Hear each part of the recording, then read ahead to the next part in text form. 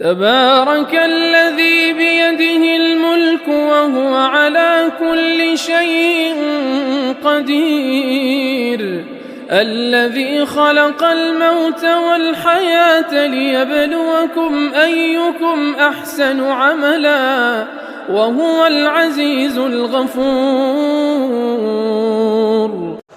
الحمد لله كفى وسلام على عباده الذين اصطفى وبعد.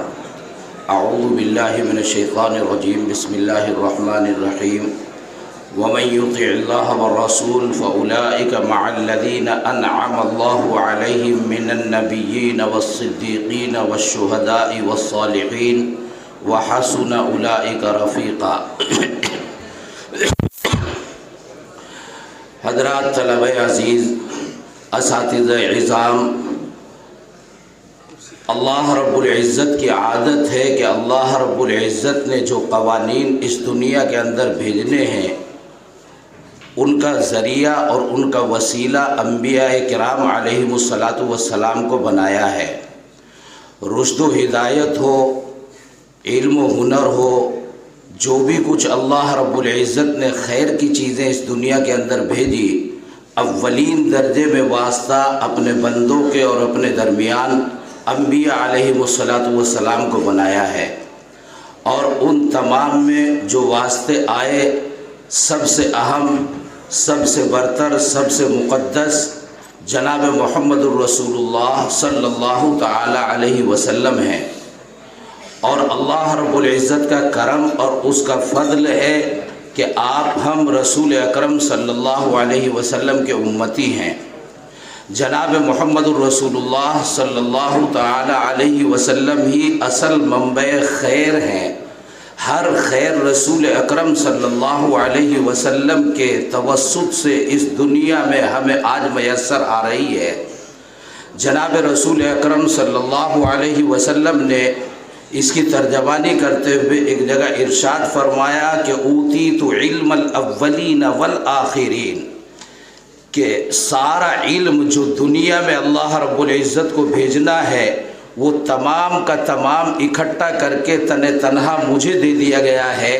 اور پھر رسول اکرم صلی اللہ علیہ وسلم سے مستعار کچھ آپ علیہ السلام سے پہلوں میں تقسیم کر دیا گیا اور کچھ رسول اکرم صلی اللہ علیہ وسلم کے بعد ہم تک پہنچتے پہنچتے صبح قیامت تک تقسیم ہوتا چلا جائے گا. تو اصل منبع خیر جناب محمد الرسول اللہ صلی اللہ علیہ وسلم ہے. وہ کسی نے بہت خوب کہا ہے کہ تمام چیزوں کو اگر اکٹھا کر کے کسی چیز کے اندر کسی جگہ پر مجتمع دیکھا جا سکتا ہے تو وہ ذات ہے رسول اکرم صلی اللہ تعالی علیہ وسلم کی. آپ علیہ السلام دنیاوی اعتبار سے، دینی اعتبار سے، اخلاقی اعتبار سے، علمی اعتبار سے، سیاسی اعتبار سے، سماجی اعتبار سے، معاشرتی اعتبار سے، الغرض جو رسول اکرم صلی اللہ علیہ وسلم کے اوپر وحی الہی نازل ہوتی ہے اس کا تو کوئی متبادل دنیا میں ہوا ہی نہیں کرتا.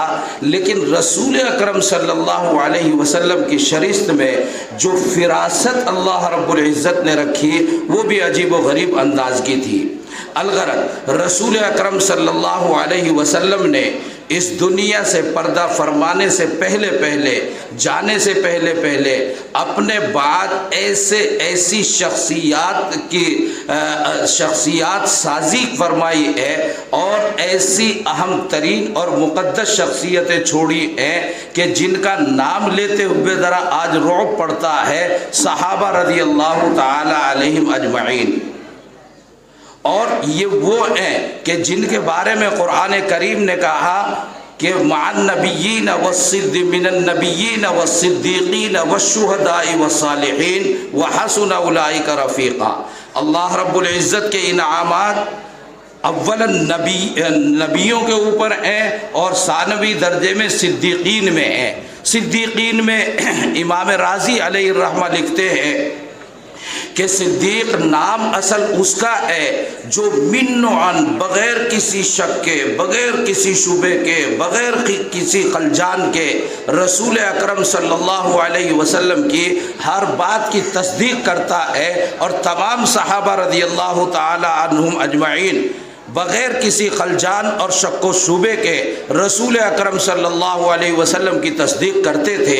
اسی وجہ سے ان کو یہ اونچے مقامات میسر آئے، لیکن ان میں تمام میں فرد کامل حضرت سیدنا ابو بکر صدیق رضی اللہ تعالی عنہ تھے کہ پہلے نمبر پر ایمان لانے والوں میں ہیں، اور تصدیق کرنے والوں میں تصدیق تو سیدنا امام ابو حنیفہ علیہ الرحمہ کا قول آپ نے ایمان کی تعریف میں پڑھا ہے کہ تصدیق تو قلب کا کام ہے، اور وہ اس میں کمی اور زیادتی ہوتی نہیں ہے، لیکن اس کی روشنی اور اس کی اہمیت اور اس کے اندر کمی اور زیادتی بہرحال مسلم ہے۔ حضرت سیدنا ابو بکر صدیق رضی اللہ تعالی عنہ میں یہ بات بدرد عتم اس درجے پائی جاتی تھی کہ دوسرے صحابہ رضی اللہ تعالی عنہم اجمعین میں بھی نہیں پائی جاتی تھی۔ حضرت سیدنا عمر فاروق رضی اللہ تعالی عنہ جیسا جلیل القدر صحابی کہتے ہیں کہ صلح حدیبیہ کے موقع پر جو میرے اشکالات تھے اور میں نے وہ اشکالات رسول اکرم صلی اللہ علیہ وسلم کے سامنے بڑی جرأت کے ساتھ پیش کیے، میں جب وہاں سے ناکام ہو گیا رسول اکرم صلی اللہ علیہ وسلم نے مجھے سمجھانے کے لیے کچھ باتیں عرض کر دی تو چپ ہونا میری مجبوری ہو گئی، مگر میں چپ بیٹھا نہیں تھا، میں حضرت ابو بکر رضی اللہ تعالیٰ عنہ کے پاس گیا کہ شاید یہ میری بات سے متفق ہو جائیں، اور جب یہ میرے ساتھ چلیں گے تو رسول اکرم صلی اللہ علیہ وسلم کو منانے میں کامیابی حاصل ہو جائے گی۔ لیکن کہتے ہیں کہ جب میں ابو بکر رضی اللہ تعالیٰ عنہ کے پاس گیا منو ان وہی باتیں ارشاد فرمائی جو باتیں رسول اکرم صلی اللہ علیہ وسلم نے میری تسلی کے لیے ارشاد فرمائی تھی۔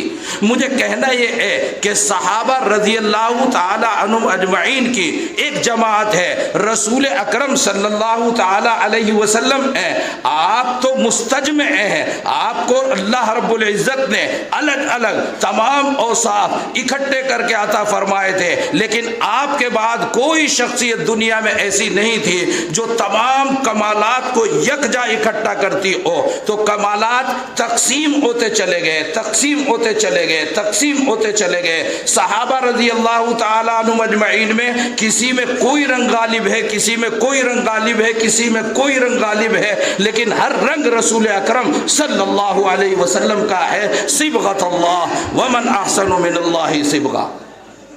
اس کے بعد جب اللہ رب العزت کی مشیت ہوئی اور ایمان دور دراز علاقوں تک پھیلنا شروع ہوا، اور پھیلتے پھیلتے اس ہندوستان میں ایمان آیا، مومنین آئے، مسلمین آئے، انہوں نے ایمان و ایمانیات کی ترجمانی اپنے انداز پر کی، ایسی ترجمانی کہ ایک وقت میں لاکھوں لاکھوں لوگ ان کے ہاتھوں پر مشرف اسلام ہوتے تھے۔ وہ کیا کہا کرتے ہیں، ہم تو تقریروں تک محدود ہو جاتے ہیں، وہ کہتے ہیں کہ دل جوش میں لا فریاد نہ کر، دل جوش میں لا فریاد نہ کر، تاثیر دکھا تقریر نہ کر۔ وہ تاثیر ایسی دکھاتے تھے، ایسی قوت اللہ رب العزت نے ان کو عطا فرمائی تھی، لیکن علمی اعتبار سے جو ہندوستان کی عجیب و غریب تاریخ ہے، یہاں آ کر علم تقسیم ہو گیا۔ فقہ اسلامی نے لکھنؤ کو، فرنگی محل کو اپنا مسکن بنایا، اور خیر آباد نے معقولات کو اپنا مسکن بنایا، اور دہلی نے علم حدیث نے دہلی کو اپنا مسکن بنایا۔ اس طرح یہ علوم اس ہندوستان کے اندر تقسیم ہوئے۔ اللہ رب العزت جزائے خیر دے، اللہ رب العزت ہم سب کی طرف سے دعا ہے کہ اللہ رب العزت مزید درجات بلند فرمائے۔ حجت اللہ فی الارض حضرت الامام الاکبر مولانا محمد قاسم صاحب نانوتوی نور اللہ مرقدہ وبرد مضجعہ، انہوں نے معقولات کو بھی خیر آباد سے لے لیا اور لکھنؤ اور فرنگی محل سے فقہ اسلامی کو بھی لے لیا اور دہلی سے علم حدیث کو بھی لے لیا، دینوں کو اکٹھا کر کے دیوبند کو ایک ایسی مرکزیت عطا کی کہ آپ آج ساری دنیا میں دارالعلوم دیوبند کا فیضان دیکھ رہے ہیں۔ یہ تمام علوم کو اکٹھا کیا اور ایسے اپنے اندر ان کو اکٹھا کر کے اس کا مظاہرہ ہر میدان میں اس انداز سے کیا۔ ادھر یلغار ہے انگریزوں کی، ان سے نبرد آزما ہے، ادھر ہندو پنڈتوں اور عیسائی پادریوں سے مقابلہ آرائی ہے، اور ادھر علم حدیث، علم فقہ اسلامی اور معقولات ان تمام کی ترجمانی ہے۔ اس تمام کے ہوتے ہوئے عجیب و غریب اللہ رب العزت نے مقام عطا فرمایا۔ حضرت سید الطائفہ حاجی امداد اللہ مہاجر مکی نور اللہ مرقدہ، آپ کے دامن سے حضرت نانوتوی نور اللہ مرقدہ اور حضرت گنگوئی نور اللہ مرقدہ دونوں اس انداز سے اکتساب فیض بلکہ اکتساب باطن کے لیے اس طرح وابستہ ہوئے حضرت حاجی صاحب نور اللہ مرقدہ لکھتے ہیں کہ میرے دامن میں کیا ہے، اپنے مریدوں کو مخاطب کرتے ہوئے کہتے ہیں میرے دامن میں کیا ہے، میں تو مروں گا، اللہ پوچھیں گے کہ کیا لے کر آیا ہے، کہہ دوں گا نانوتوی اور گنگوہی کو لے کر آیا ہوں۔ مجھے امید ہے کہ ان دونوں کو سامنے میں نے کر دیا تو میری بخشش کا یہ دونوں وسیلہ ہو جائیں گے۔ حضرت حجت اللہ فی الارض حضرت مولانا محمد قاسم صاحب نانوتوی نور اللہ مرقدہ نے دارالعلوم دیوبند میں عربی مدرسہ دیوبند کا ایک عربی مدرسہ قائم کیا۔ کون جانتا تھا کہ یہ شجر طوبہ اس انداز سے پھلے گا اور پھولے گا، لیکن ان کی صداقت، ان کی محنت، ان کا اخلاص، ان کی للہیت، ان کی فنائیت عجیب و غریب قسم سے رنگ لائی ہے۔ حضرت نانوتوی نور اللہ مرقدہ کی عمر بہت معمولی 50 کے اندر ہے، اور یہ کار آئے نمایاں انجام دیتے ہوئے وہ دنیا سے ایسے رخصت ہوئے کہ ان کی کتابوں کی تشریح آج تک حجت الاسلام اکیڈمی میں ہو رہی ہے اور ابھی تک ہم سے ان کا حق ادا نہیں ہو رہا۔ چھوٹے چھوٹے جملے ہیں، اتنے گہرے جملے کہ تشریح کرتے چلے جائیں، کتابچے بنتے ہیں، کتابچوں کی تشریح کرتے ہیں، کتابیں بنتی چلی جاتی ہیں، تشریح در تشریح۔ آج 150 سال سے زیادہ گزر گئے، آج تک جو ہے ہم ان کی تشریح کر رہے ہیں اور ابھی تک ہم سے حق ادا نہیں ہو پا رہا ہے۔ اتنا گہرا علم اللہ رب العزت نے، اتنا اہم اخلاص اللہ رب العزت نے، اتنی فکر، اتنا عزم، اتنا حوصلہ اللہ رب العزت نے ان کو عطا فرمایا تھا۔ اس کے بعد حضرت فخر الاسلام حضرت مولانا احمد صاحب نور اللہ مرقدہ وبرد مضجعہ، آپ ہی کے خانوادے میں اللہ رب العزت نے پھر ایسی شخصیت کو پیدا فرمایا کہ ان کو یہاں دیوبند میں عمر ثانی کہا جاتا تھا۔ وہ دور عجیب و غریب انداز کا ہے، اور ان کی محنت اور جد و جہد، وہ ایک ساتھ دیوبند کو بھی دیکھتے تھے اور حیدرآباد کے فیصلوں کو بھی دیکھتے تھے، وہ دارالقضا کو بھی دیکھتے تھے اور دارالفتاح کو بھی دیکھتے تھے۔ وہ یعنی ہمہ جہت شخصیت اللہ رب العزت نے دارالعلوم دیوبند کو عطا فرمائی۔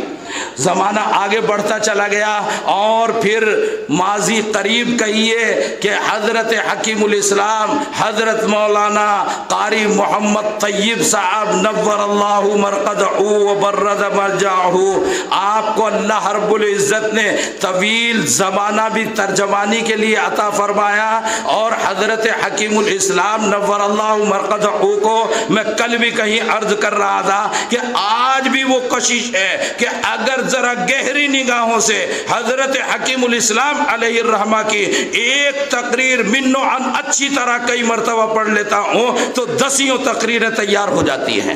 اتنا گہرا علم، اتنی نکتہ آفرینی حضرت حکیم الاسلام علیہ الرحمہ کو. ایک عجیب سا انداز ہے کہ جب جملے بولتے ہیں تو جیسے دل سے نکلتی ہے اور دل پہ اثر کرتی ہے، ایسی گفتگو ہے، ایسا انداز حضرت حکیم الاسلام علیہ الرحمہ کا ہے.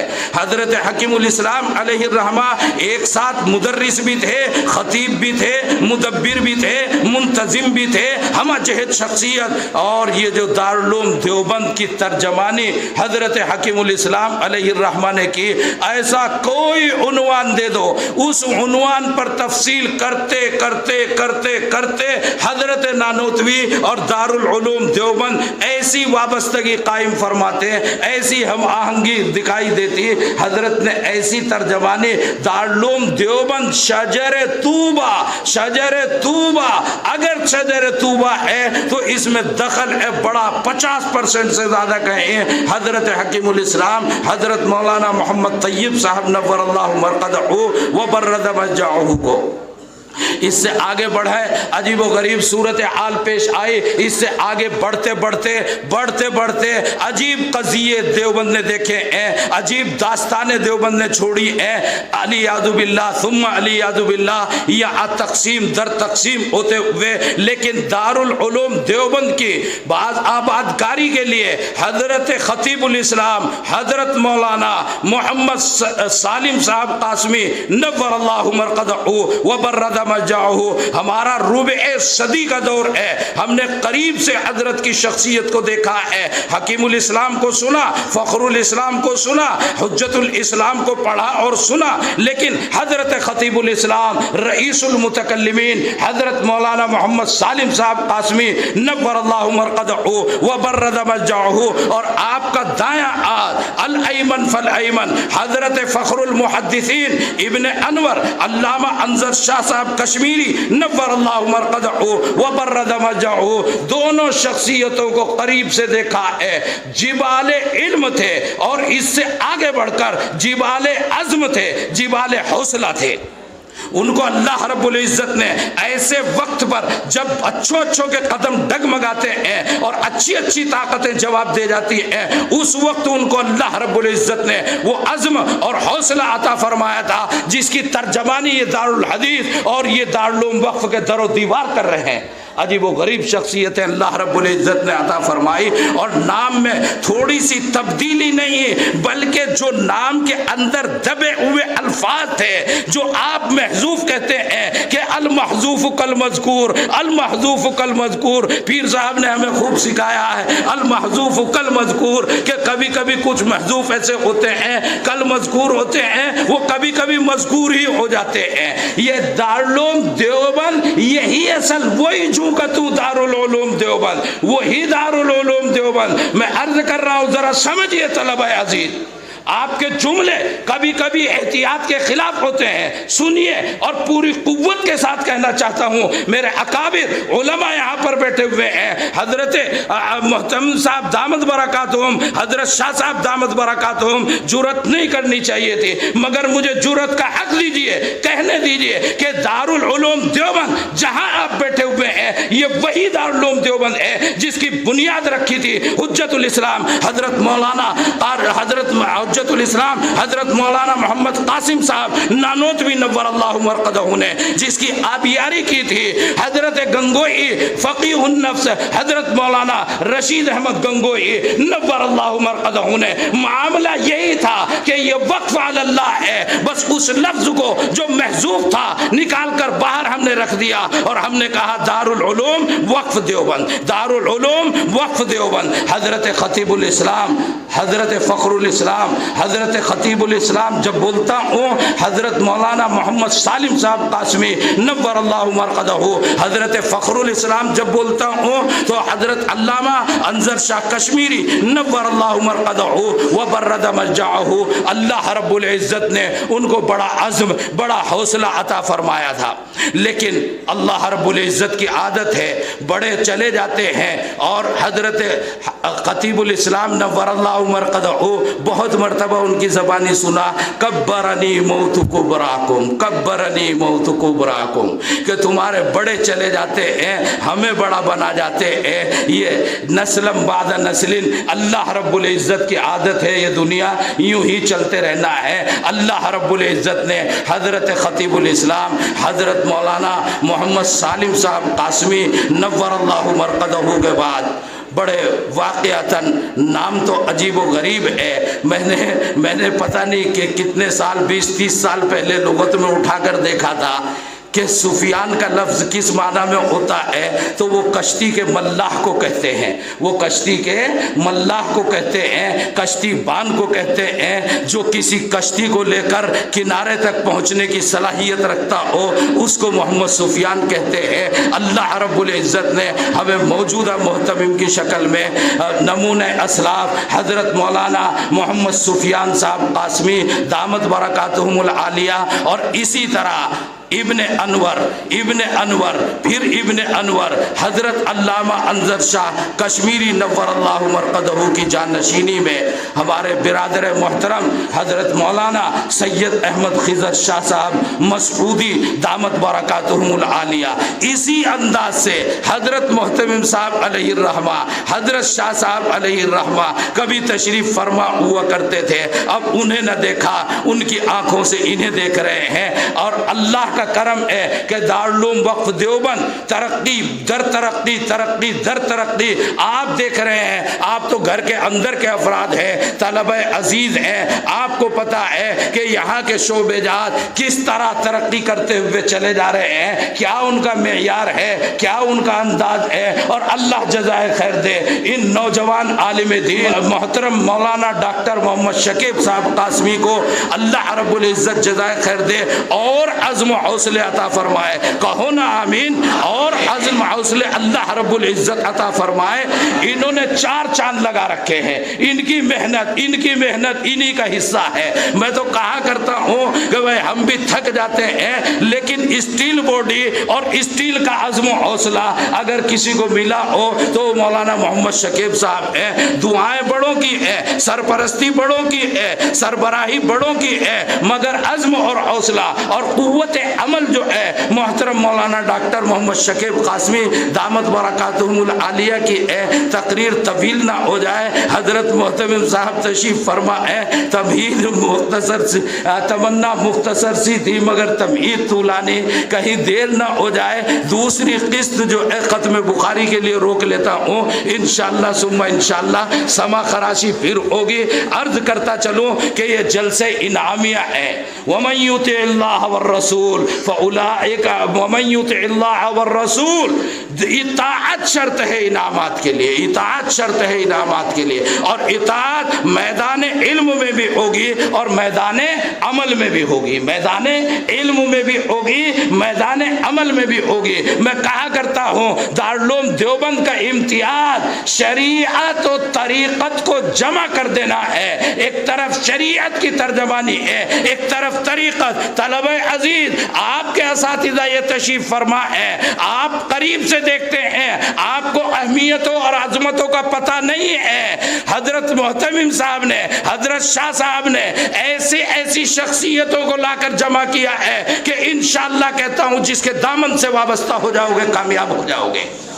حضرت شاہ صاحب سے میں نے کانوں سے سنا ہے، عشاء کے بعد مجلس میں بیٹھے ہوئے ہیں کہ بھئی دارالعلوم وقف ہے، انتخاب اللہ ایسا کراتے ہیں، ایسا کراتے ہیں، ہمارے سامنے تو یہ بچے دکھائی دیتے ہیں، مگر اللہ نے ایسا انتخاب کرایا اپنے علوم میں، اپنے فنون میں، اتنے مضبوط و مستحکم اور اتنے پاک باز ہیں کہ طلبہ جس سے وابستہ ہو جائے اللہ کامیابی عطا فرمائیں گے۔ تو یہ شرط ہے کہ آپ کے اندر جو ہے علم کی گہرائی اور گہرائی بھی ہو، جس کا پیمانہ آج آپ کے سامنے آ رہا ہے انعامات کی شکل میں۔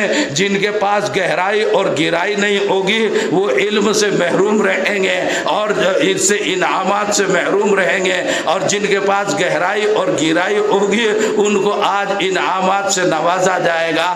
اللہ رب العزت تم تمام کو منعم بنائے، منعم علیہم بنائے۔ اللہ رب العزت انعامات کا استحقاق.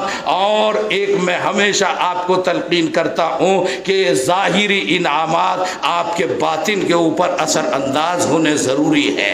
یہ باطن جو ہے اسی کو اللہ رب العزت دیکھتے ہیں. یہ ظاہر اسی باطن کے تزکیے کا ذریعہ اور وسیلہ ہے. اللہ رب العزت ہر طرح سے کامیابی عطا فرمائے. یہ جلسہ انعامیہ ہے، اس کی تاریخ بہت طویل ہے. بہت لمبے عرصے سے دارالعلوم دیوبند میں جلسہ انعامیہ کا انعقاد ہوتا چلا آیا ہے اور انشاءاللہ ہوتا رہے گا. آج بھی یہ کتابیں آپ کے سامنے ہیں اور جلسہ انعامیہ کا انعقاد ہے. اس جلسہ انعامیہ میں سب سے پہلے میں اپنے محترم اور مکرم جناب مولانا قاری محمد واصف صاحب دامت برکاتہم کو آواز دیتا ہوں کہ وہ تشریف لائیں اور تلاوت کلام الہی سے ہم سب کو محظوظ ہونے کا موقع فراہم فرمائیں. تبارك الذي بيده الملك وهو على كل شيء قدير الذي خلق الموت والحياة ليبلوكم أيكم أحسن عملا وهو العزيز الغفور.